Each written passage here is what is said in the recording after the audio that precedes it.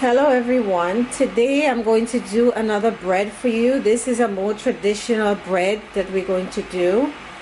But for those of you who don't want to use a lot of yeast, this is only a quarter teaspoon of yeast.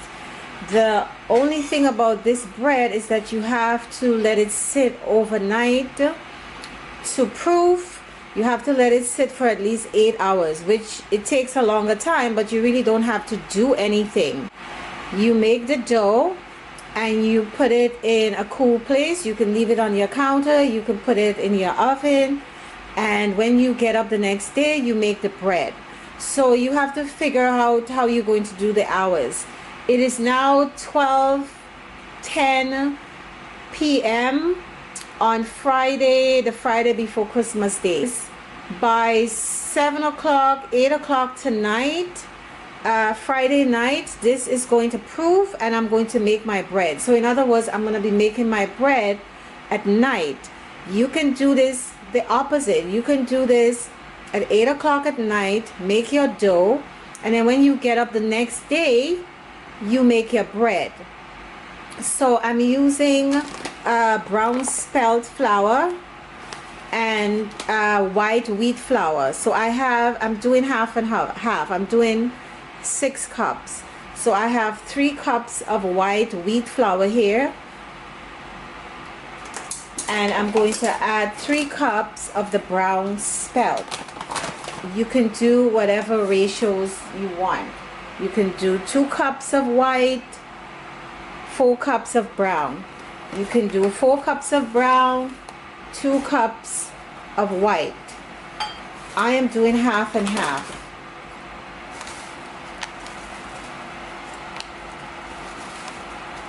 So I'm going to measure this out, and when I come back, I'm going to add the salt and yeast. That's all you need. So the thing about this bread, what is unique, is that you only need a quarter teaspoon to 6 cups of flour. It's a small amount of yeast. This is why you need to let it sit for many hours, 8 to 9 hours. Because you're not using a lot of yeast. So it's the flour, the yeast, and some salt. I'm going to put a teaspoon and a half of salt. I'm going to do this by hand. And we're going to add our water and put it away, put it on your counter, put it in your oven, and let it sit overnight. Ideally, you do this at night, and then you get up the next day and you make your bread. So let's put our water. You can do this with your mixer, but I'm doing it by hand.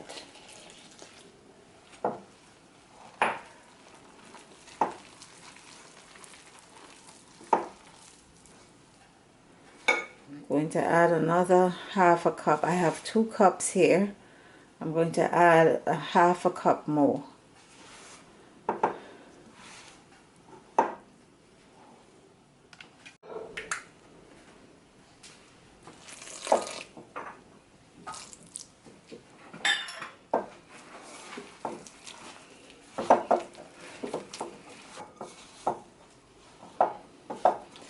So you knead and knead and knead.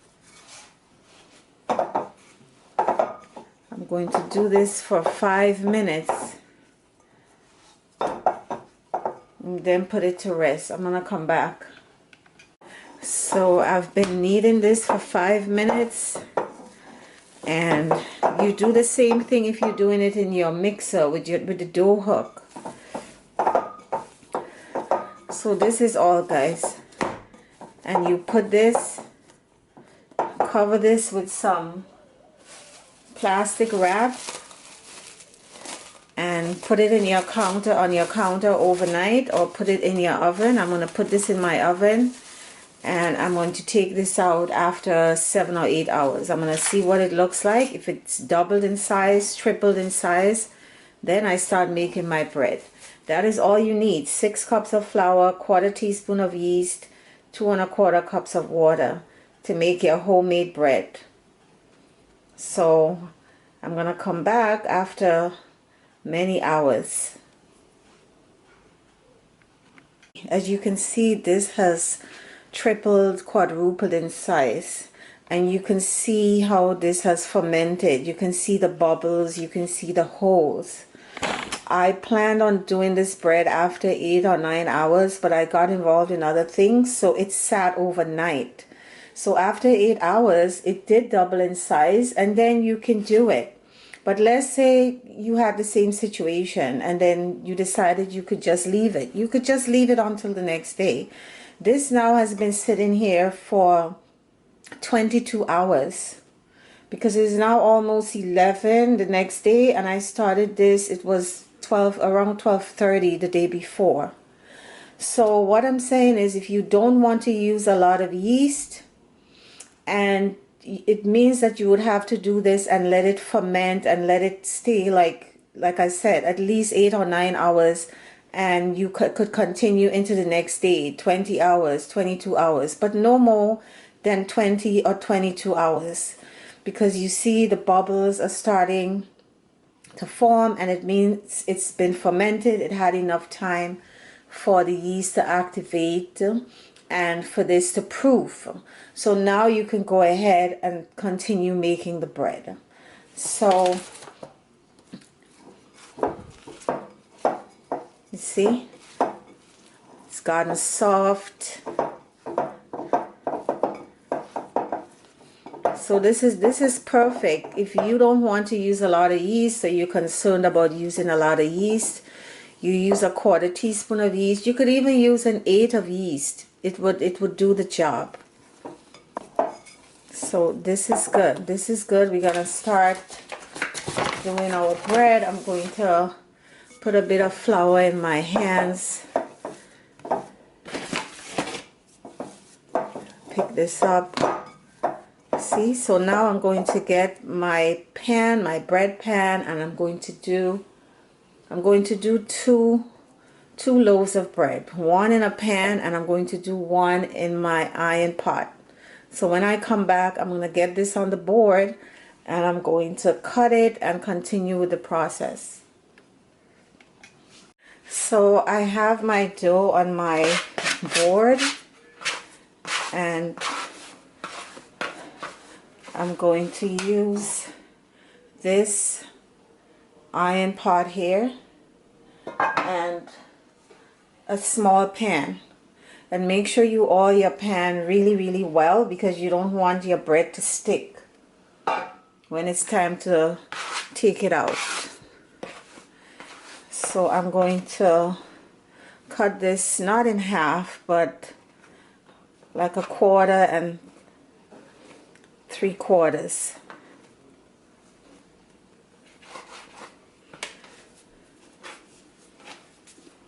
So this round one, I'm gonna do a round one, a round loaf, turn it like this, and I'm going to put it in my pot here. Right, this has to proof again for another 40 minutes, 45 minutes, and then I put it in the oven. This one, I'm going to put it in my loaf pan. So I'm going to do like an oblong shape,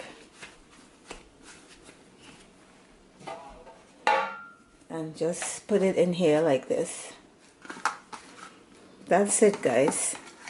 And this has to proof again for another 40-45 minutes, and then we put it in the oven and very high temperature, and then I lower the temperature. This is how I do it. So I'm going to do it for 450 for 15 minutes, and then lower the temperature to 375 for another 15 minutes.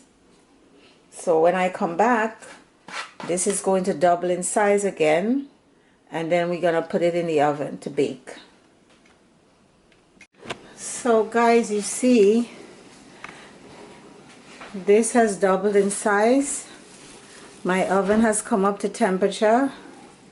I'm going to stick this in the oven 450 degrees for 15 minutes and then turn it down to 375. See, this has come up to the edge here. It was sitting here for about an hour.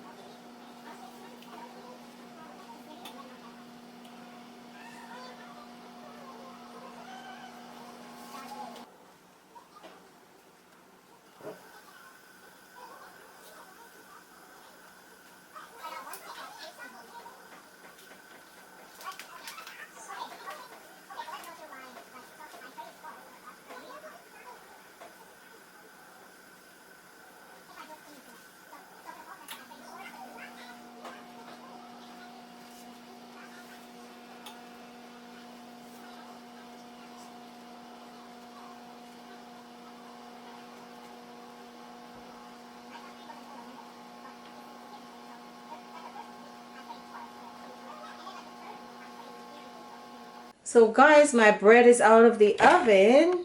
It's looking good.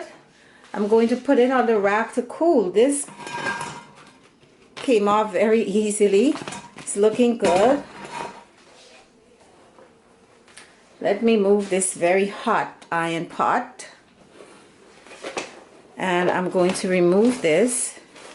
Now before you put the bread into the oven, you can get like a very sharp knife or razor blade and put a slit through here. So this would give the bread a chance to open up. But you see it opened up on the sides, but that's fine.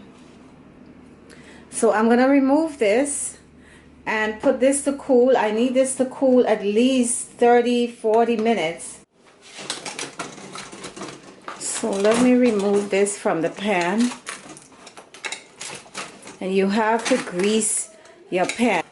Yeah, this is good. See, it's coming off really nicely. And you see this bread looks really nice. It's really crunchy on the top here. So you see guys, do your own bread. 3 ingredients. So I'm gonna let this cool and then I'm gonna cut it open, show you what it looks like. I like to cut open my bread when it's still warm. There's nothing like some freshly baked bread with some butter on it. Nothing like it. This is one of the joys of eating some freshly baked bread with some butter on it. But I'm gonna let this cool for about an hour. So guys, it's been about an hour. It's still warm though. It's still warm. So which one should I cut open? I think I'm gonna cut open this one. And I love the ends. The reason why I like to do round breads is because the end of the bread is my favorite part of the bread.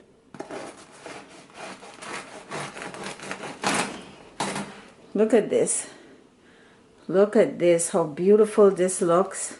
You can see the holes in there. And this is because I left it for more than 8 hours. So don't panic. If I say to you, oh, it's between 8, 9, 10 hours, you got to let the bread sit, let the dough sit and ferment.